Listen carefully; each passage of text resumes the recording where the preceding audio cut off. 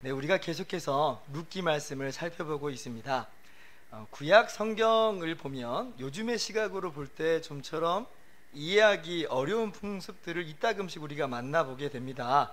그도 그럴 것이 지금 우리가 살아가는 시대와 3000년 정도의 그런 간격이 있고, 또 우리 민족과는 좀 다른 지리적인 어떤 그러한 배경들이 있잖아요. 그러니까 이질적인 그런 부분들이 있기는 마련이에요. 그 중에 하나가 뭐냐면 계대 결혼이라는 게 있어요. 계대 결혼. 이게 뭐냐면 형이 이상하게 생각하지 말고 들으세요. 형이 자식이 없이 죽으면 그 동생이 형수를 아내로 취해서 자식을 낳아서 대를 잇게 하는 풍습이 있어요. 이 구약 시대의 그 고대 근동의 한 문화예요. 그래서 룻기 1장 11절에 보면 나오미가 며느리들에게 이제 자기를 떠나서 이제 친정으로 돌아가라 그렇게 이야기해요. 그래서 뭐라고 이야기했었냐면 내 태중에 너희의 남편 될 아들들이 아직 있느냐, 이제 그런 말을 하거든요. 이게 지금 계대 결혼에 대한 배경 속에서 이야기를 하는 거예요. 실제 구약에 보면 그런 케이스가 나와요. 야곱의 12아들 중에 유다라는 사람이 나오는데 그 유다의 첫째 아들이 자식이 없이 죽어요. 그러니까 유다가 둘째 아들에게 형수하고 결혼하라고 하는 장면이 창세기 38장에 나옵니다. 우리가 볼 때는 이런 막장 드라마가 있나 이런 생각을 이제 하지만 그 당시에 그 지역의 문화 속에서는 그것이 좀 자연스러운 그런 이야기였다는 것을 우리가 알 필요가 있어요. 그런데 사실 우리나라에도 내용이 다르긴 하지만 비슷한 예가 있습니다.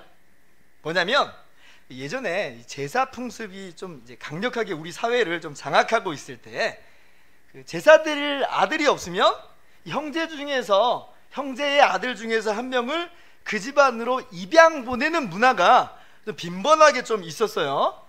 저희 집이 그런 집 중에 하나였어요. 저희 집이 원래는 저희 아버지께서 큰 집 할아버지의 둘째 아들이었는데 이 작은 집 할아버지가 자식이 없으니까 저희 아버지를 둘째 할아버지 집으로 양자로 보냈습니다.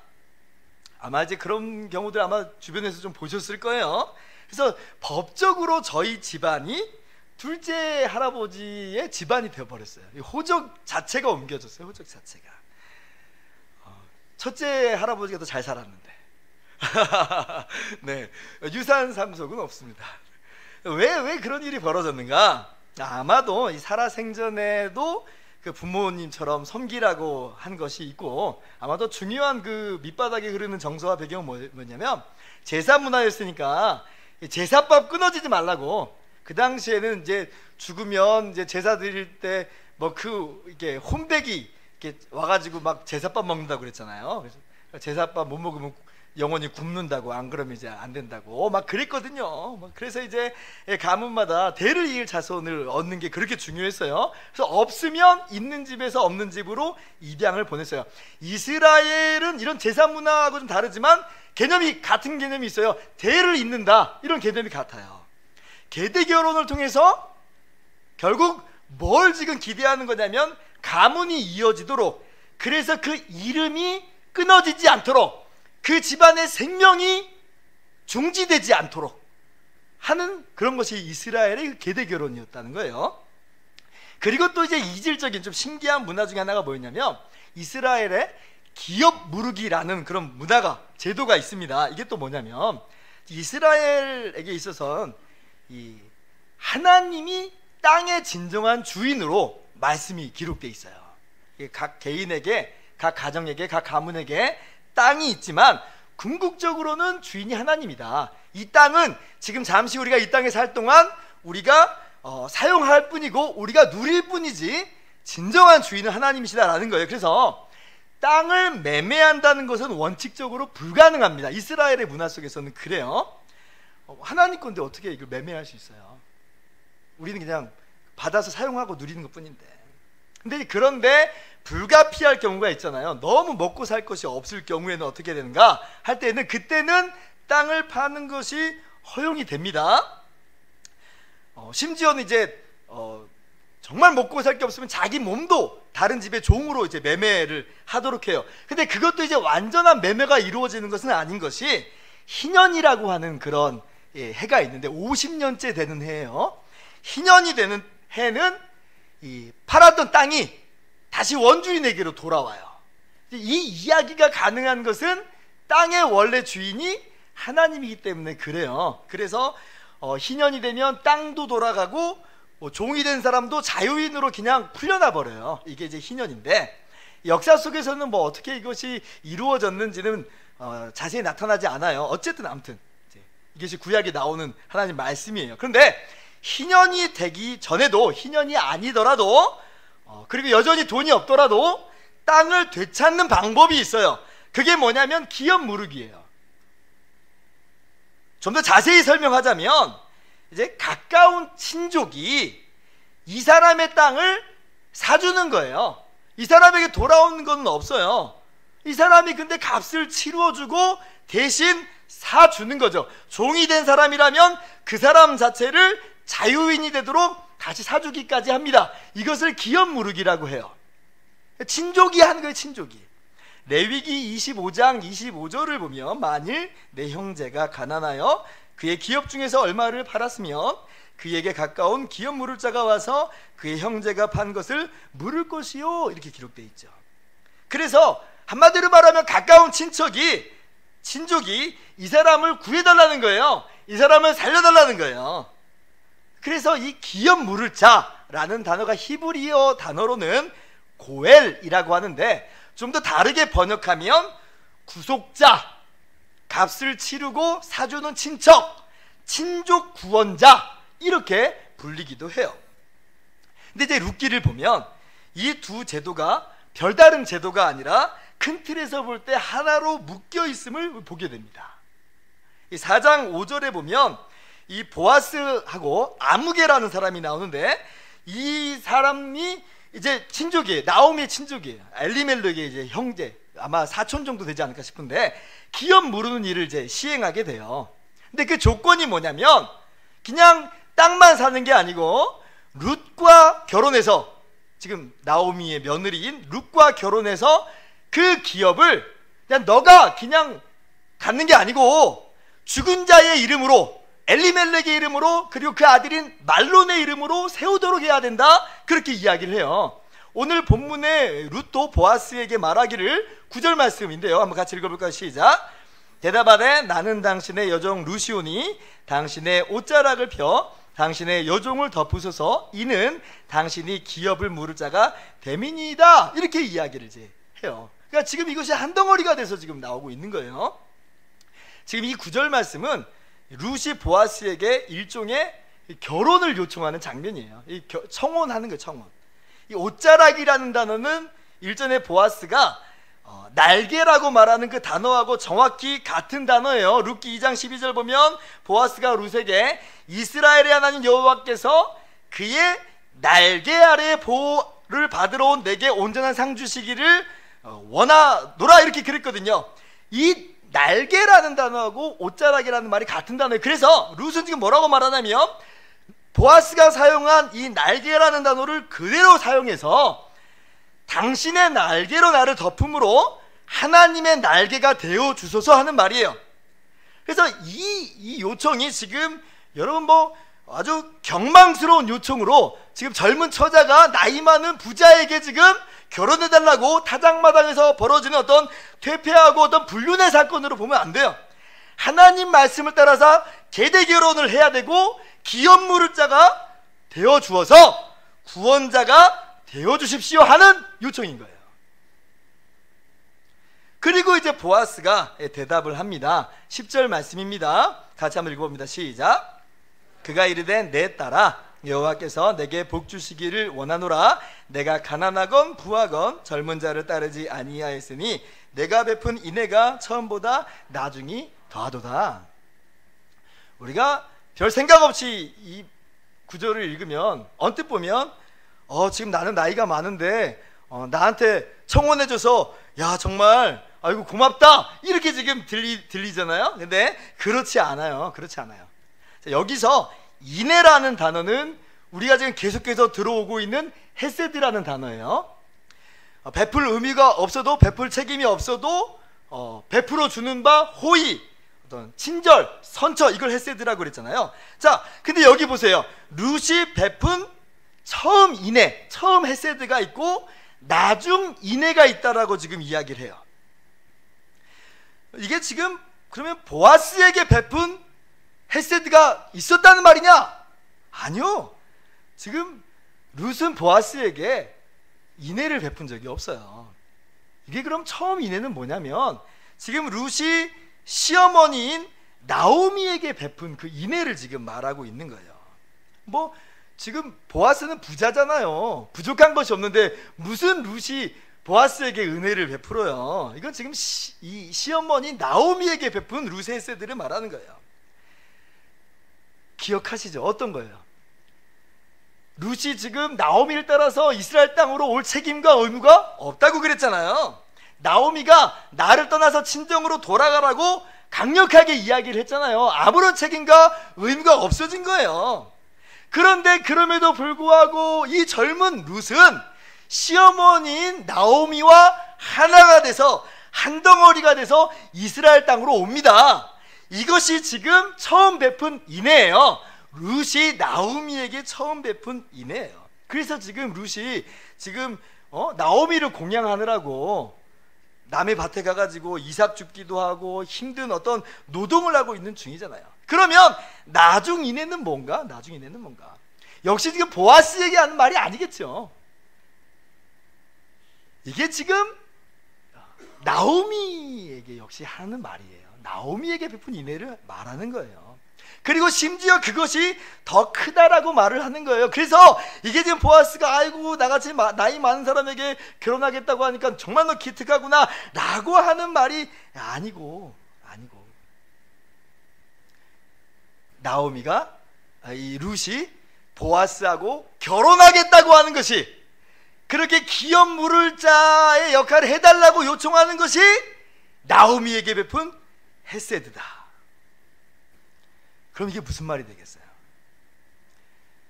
나오미의 기업, 나오미의 가문, 나오미의 남편이었던 엘리멜렉의 이름, 그의 생명을 이어주는 이 룻의 행위가 바로 헤세드라는 말이고, 그리고 이것이 전에 베푼 인애보다, 전에 베푼 헤세드보다 더 크다는 말이에요. 아니 목사님, 뭐 룻 자신도 과부인데 그래서 대를 이어야 될 책임 있는 사람인데 이게 무슨 헤세드예요, 목사님? 아니에요. 헤세드 맞아요. 왜냐하면 자, 한번 생각해 보세요. 룻기 처음부터 우리가 보았듯이 룻은 이미 이 엘리멜렉 가문, 나오미 가문에서 자유의 몸이 됐어요. 나오미는 돌려보냈죠. 그런데 룻이 안 가고 있는 거예요. 간 사람이 있었어요. 오르바라고 하는 룻의 동서는 돌아갔어요. 자유롭게 돌아갔어요. 아마 그래서 다른 사람하고 젊으니까 결혼했겠죠. 아마 그리고 자식을 낳아서 잘 살았을 거예요. 자, 그런데 보세요. 그것이 그러면 엘리멜렉 가문, 나오미 가문하고 상관이 있는 일인가? 전혀 상관없는 일이에요. 오르바는 자식이 있겠지만 그것이 더 이상 엘리멜렉 집안 사람은 아니고 나오미의 자식은 될 수 없는 거예요. 그 사람의 자식이 되는 거지 나오미의 자식은 아니에요. 이미 끝난 관계니까. 룻도 마찬가지라는 겁니다. 나오미와 함께 돌아왔지만, 그래서 한 덩어리라고 이야기했지만 법적으로는 자유의 몸이에요. 그래서 룻이 보아스가 말한 것처럼 어떤 젊은 사람하고 결혼한다면 그것은 그냥 룻에게 해당되는 이야기예요. 나오미하고는 상관없는 이야기예요. 한번 보세요.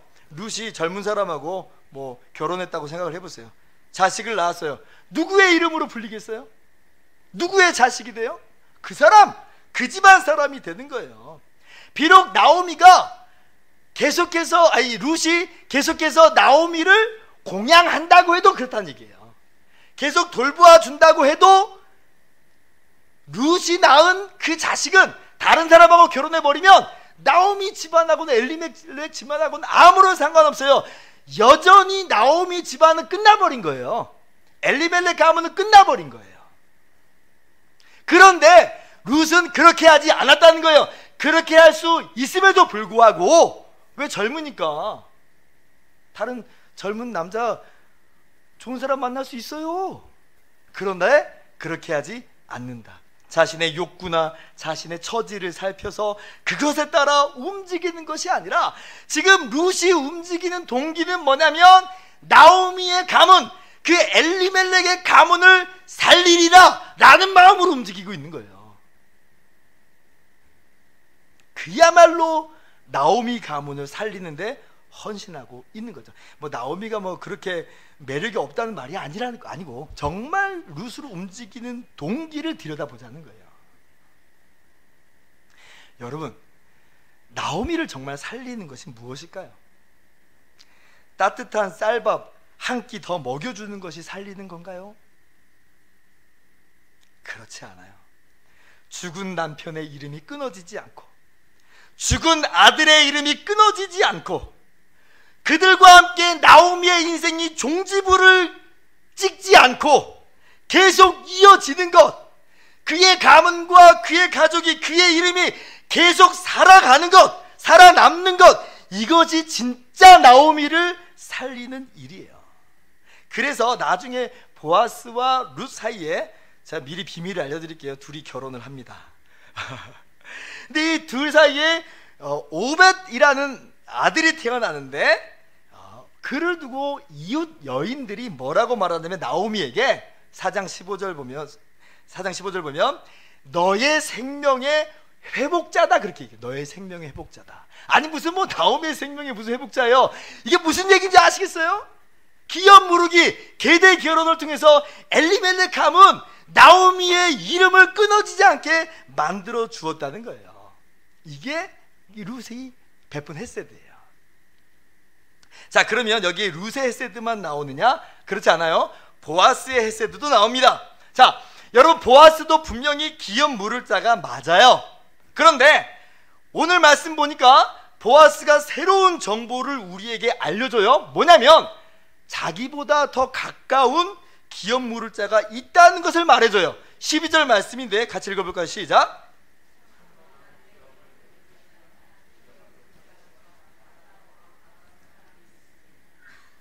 이게 무슨 말이냐면 지금 보아스가 1순위 친족이 아니라는 거예요. 가까운 순서대로 지금 기업을 물러야 되는데 1순위 대상은 따로 있어요.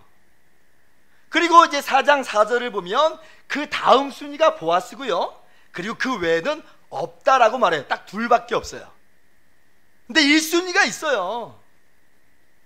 1순위가 있다는 얘기는 보아스가 지금 이 기업 무르기의 의무, 계대 결혼의 어떤 이런 행위를 할 필요가 없다는 거죠. 더 놀라운 건 이 기업 무르기가 강제사항은 아니에요. 이 4장을 보면 그 1순위 대상자 아무개라고 하는 사람이 나오는데, 이 사람이 나는 기업을 무르지 못하겠다라고 이야기해요. 근데 그렇게 못한다고 해가지고 뭐 큰일 나는 게 아니에요. 그냥 신벗어 주는 게 끝이에요. 뭐 지금 그를 감옥에 넣는다든지 매를 때린다든지, 아니 그러지 않아요. 도의적 책임은 있죠. 아, 야, 너 그런 것도 안 하고 너무하는 거 아니야? 라고 다른 사람들이 이 쌀쌀맞게 이 눈총을 줄 수는 있을지 모르겠어요. 그러나 도의적 책임은 있을지언정 법적 책임은 없다는 거예요. 근데 보아스는 2순위예요. 나설 필요가 없어요. 룻에게 미안하구나, 아이고 나는 1순위가 아니니 딴 데 가서 알아보거라 해도 상관이 없는데, 그리고 심지어 자기 순위가 왔어도 1순위 이 아무개 말처럼 야 나도 못하겠다, 나도 손해받을까봐 지금 내가 그랬다가 지금 우리 집안 지금 재산이 지금 줄어들겠으니까 아이고 못하겠다 이래도 되는데, 룻이 헤세드를 행하는 것처럼, 룻이 인애를 베풀고 있는 것처럼 똑같이 보아스도 그럴 의무와 책임이 없음에도 헤세드를 베풉니다. 즉 보아스도 발벗고 나서요. 그리고 발벗고 나서는 것을 넘어서서 무조건 약속합니다. 13절 하반절 보니까 만일 그가 1순위자가 하는 말이죠. 그 기업 물을 자의 책임을 내게 이행하기를 기뻐하지 아니하면 여호와께서 살아계심을 두고 맹세하노니 내가 기업 물을 자의 책임을 내게 이행하리라. 이게 보아스의 헤세드예요. 내가 반드시 할게. 내가 반드시 할게. 그럴 이유도 그런 책임도 의무도 없는데 내가 너희 집안을, 나오미와 엘리멜렉 가문을 책임지겠다. 여러분, 이제 핵심으로 가야 되겠습니다. 이게 뭐 도대체 무슨 의미인가? 3000년 전에 지금 이 이야기 우리랑 무슨 상관이 있는가? 상관이 있어요.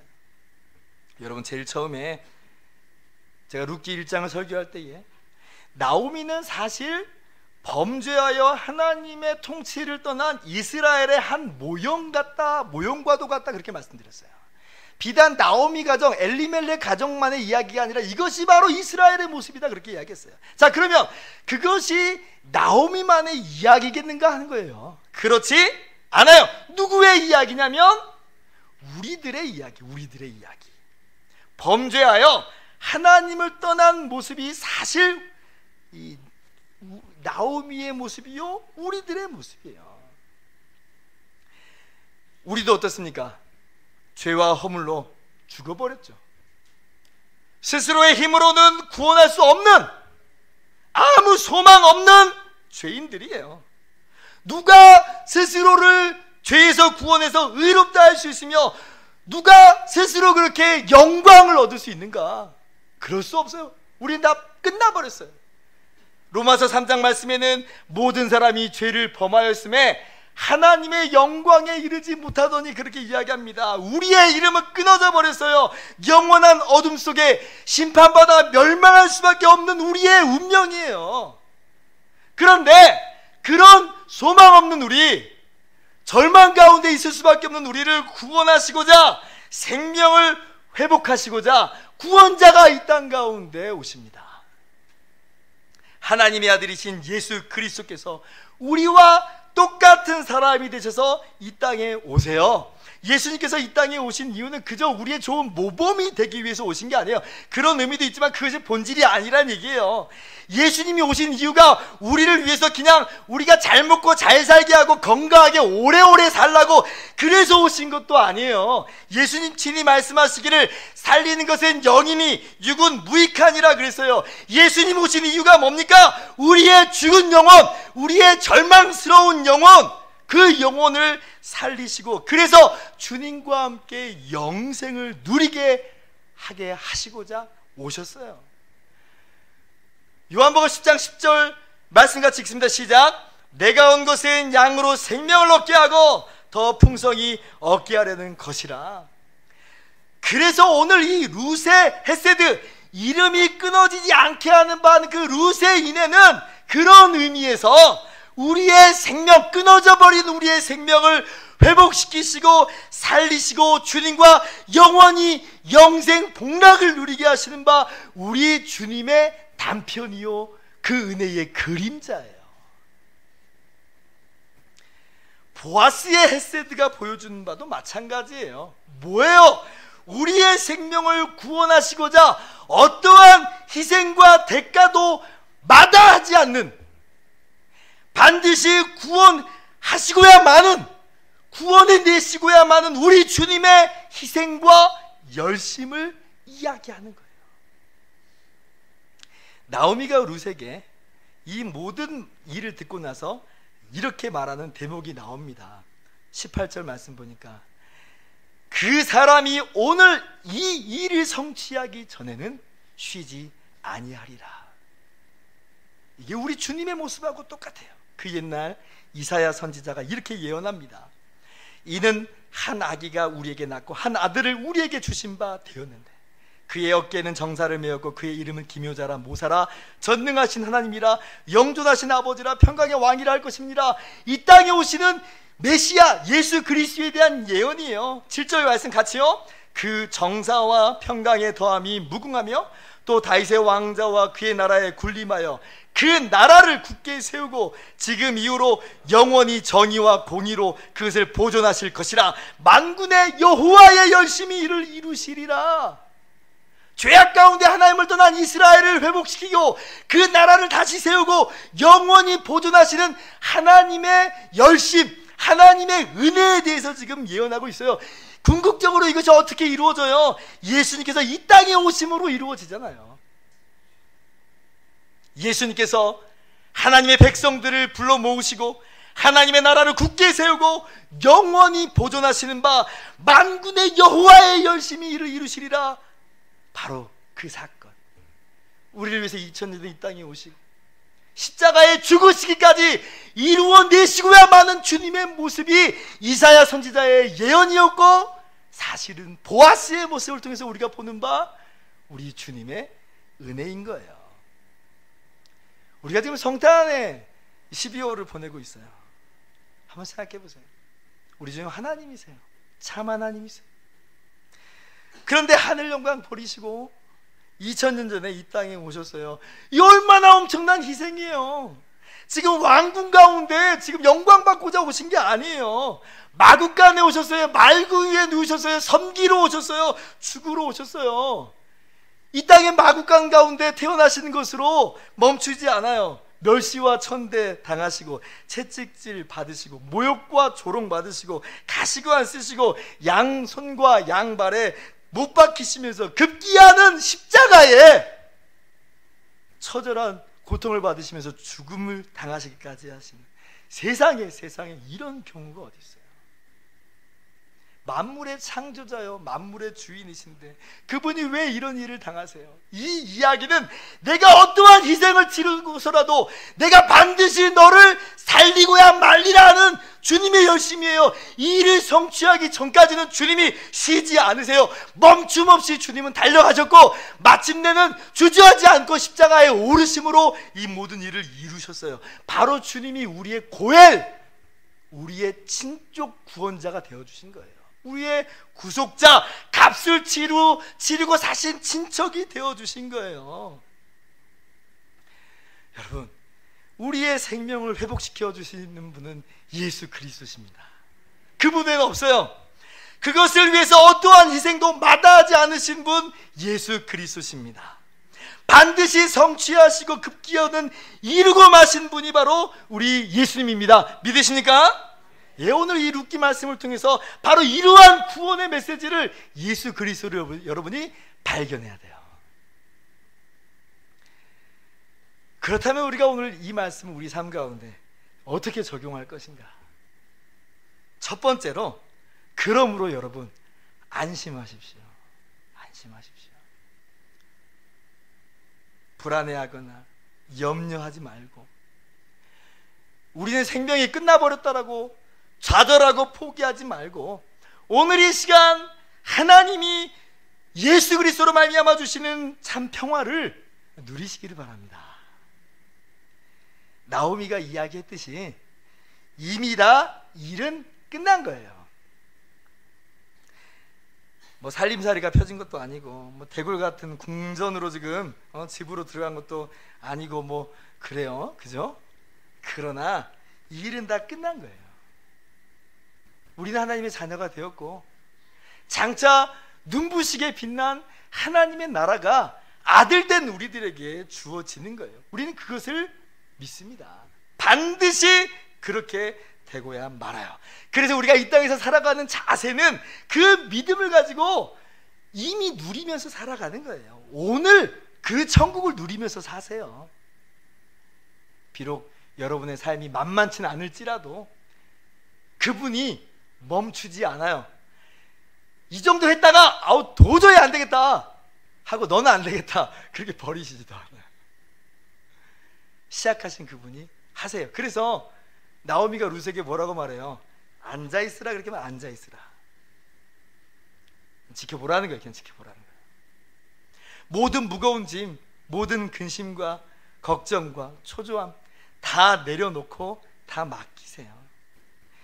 물론 결말은 지금 4장에 이르러서야 오는 거지만 이미 여러분 나오미 마음 가운데 안식이 찾아와 버렸어요. 나오미는 보아스가 그렇게 할 거라고 확신합니다. 여러분, 예수 그리스도 안에서 이러한 진정한 평화를 누리시기를 바랍니다. 예수님께서 우리더러 천국에 가서야 너희에게 비로소 평강이 있을 것이다 라고 말씀하시지 않아요. 부활하신 직후에 제자들에게 나타나셔서 두려움과 공포 속에서 떨고 있는 제자들에게 하신 첫 말씀이 너희에게 평강이 있을지어다예요. 주님이 책임지고 돌봐주십니다. 그 나라 이르기까지 우리와 항상 함께 하시는 임마누엘 하나님이심을 여러분 믿으시기 바랍니다. 둘째로, 그러므로 그 평강 가운데 이제는 인내하면서 살아가시기를 바랍니다. 히브리서 10장 36절 보면 너희에게 인내가 필요함은 너희가 하나님의 뜻을 행한 후에 약속하신 것을 받기 위함이라. 37절 같이요. 잠시 잠깐 후면 오실 이가 오시리니 지체하지 아니하시리라. 그렇게 말씀하세요. 보아스가 오늘 룻의 손에 보리 6대를 주어서 나오미에게 보냅니다. 결코 엄청나게 많은 양은 아니지만 부족한 양은 아니에요. 그래서 내가 그렇게 하고야 말겠다라고 하는 도장을 찍어준 것이고, 그리고 그날이 오기까지 먹고 살 걱정은 없다는 거죠. 보리 6대를 줬잖아요. 우리 인생 가운데 여러분 보리 6대가 있어요. 어제 이제 교우들과 칼바람 맞으면서 교회 앞에서 전도를 했어요. 이렇게까지 해야 되나? 영하 16도인데 진짜 추운데 이게 무슨 의미가 있는가? 너무 힘들잖아요, 그죠? 추운데 막 콧물도 나오더라고요. 너무 추우니까. 그런데 이 전도하는데 어떤 분이 생강 쌍화차 10병도 넘는 것 같아요. 10몇 병을 수거한다고 가져다 주세요. 또 어떤 분은 찐빵 이렇게 2 묶음을 수거한다고 또 갖다 주세요. 이게 뭐예요? 보리 6대. 보리 6대. 보리 6대예요. 주님의 위로가 있다는 얘기예요. 그 보리 6대가 우리의 인생 가운데 얼마나 큰 비중이 있겠습니까? 아유, 그렇지 않죠. 그러나 그 보리 6대를 보면서 우리가 아는 바는, 그래, 하나님이 나와 함께 하시는구나. 하나님이 절대 나를 포기하지 않는구나. 지금 내가 터널 같은 그런 어둡고 깜깜한 인생을 살아간다 할지라도 주님이 여전히 나와 함께 하시는구나. 그 보리 6대 보면서 우리가 깨닫는 거예요. 우리 주님께서는 일용할 양식을 주시는 분입니다. 여러분, 이건 믿으셔요.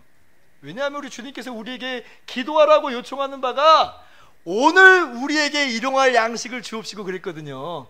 룻에게 보리 6대를 주어주시거든요.